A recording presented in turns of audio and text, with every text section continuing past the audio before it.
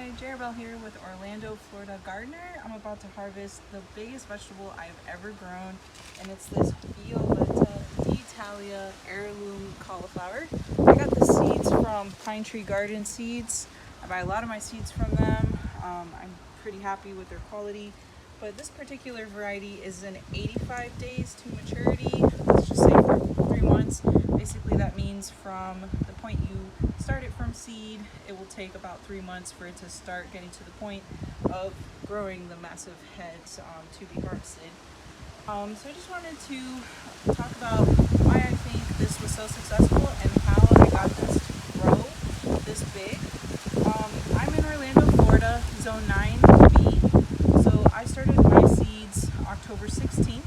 So that way they would start forming their heads during the cooler months of the year here in Florida, which is usually December, January, and February.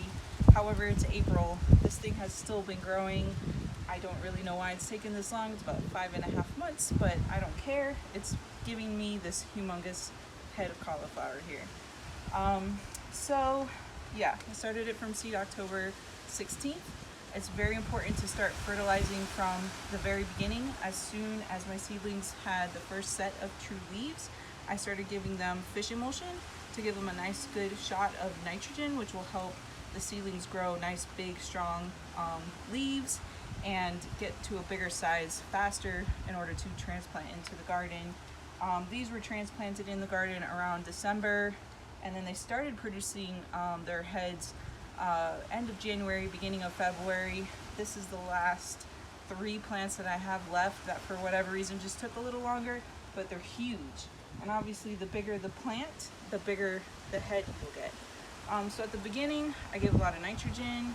When I transplant them into the garden, I give them a balanced fertilizer, like a 10-10-10. Every 3 weeks or so, just giving it a little bit more, a little bit more.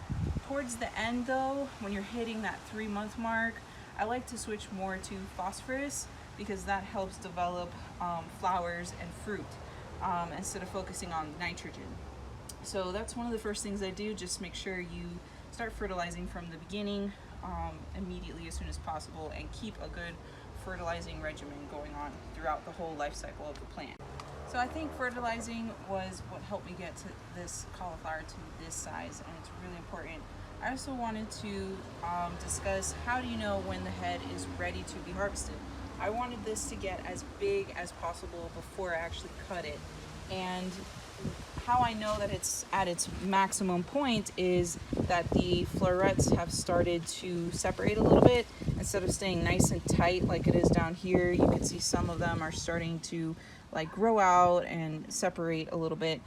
That's when you want to harvest it. It's not going to get any better than this. It's going to start producing flowers if you leave it here any longer. So today we're just going to cut this down and take a look and see what we have. Just going to use some scissors here and kind of break the leaves.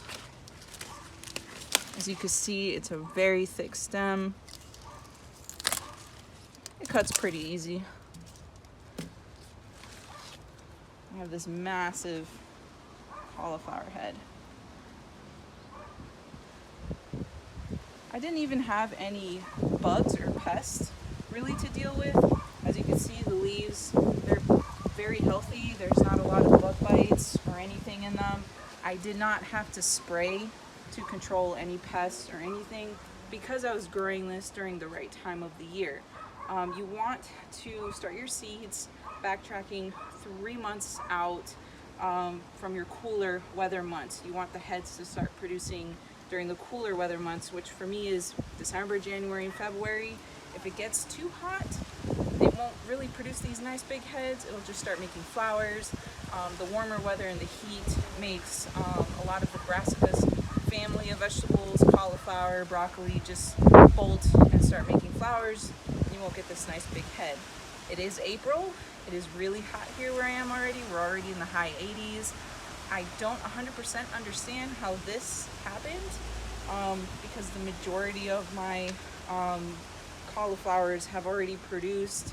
They were much smaller heads, but these are the only ones that are left. There's 3 plants.